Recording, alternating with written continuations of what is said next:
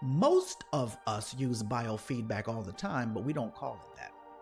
Right before I went on air, I just got this revelation in what I'm about to say right now. I haven't not spoken this out loud ever because I didn't think about this until about 15 minutes ago. But how do we use biofeedback all the time? How many of you have met somebody that you did not know? You're looking at them, right? And you're trying to figure this person out. Do they have ill intentions? Are they evil? Are they nice? You don't understand this. And you put them in the presence of a child. And now you're not looking at them anymore. You're looking at that child. And you're watching how the child reacts to that person. Why? There's something innate inside of you that understands that children and animals have the ability of what we mostly call perception. What I say is they haven't been destroyed by the world that we live in, so their biofield of resonance is still more active than most adults.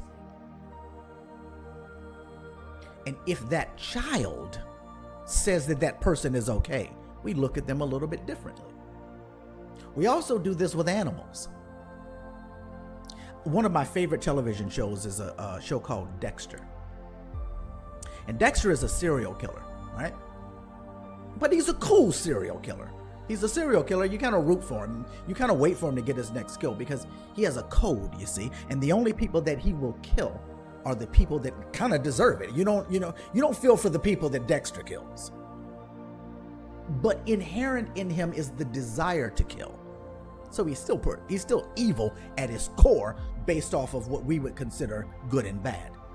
And when a dog is anywhere near Dexter, even though he looks like a great human being, the dogs literally, they lose their mind. They don't even, some people will say, oh my God, he's such a great dog. The dog is always trying to kill Dexter because the dog is able to recognize frequency.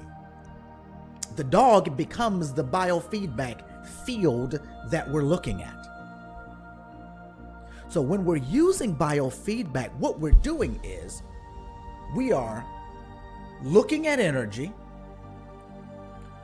doing something to see whether or not the energy field changes, and then measuring that change and making decisions based off of it all.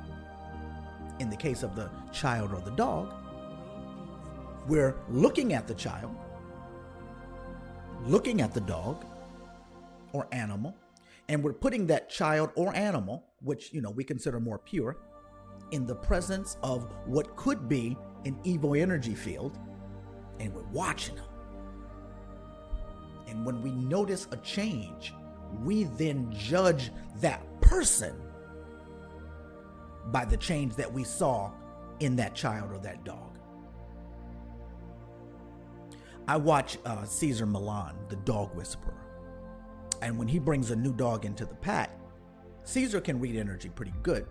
But when he really wants to get into the nuance of what's going on with the dog, he puts him near his most sensitive dogs. And he doesn't watch the dog that he brought into the pack. He watches his dogs to find out what's going on with that dog. That's biofeedback. Looking at energy, making a change, and then we look at whether or not the energy field changes. And if it does, how so?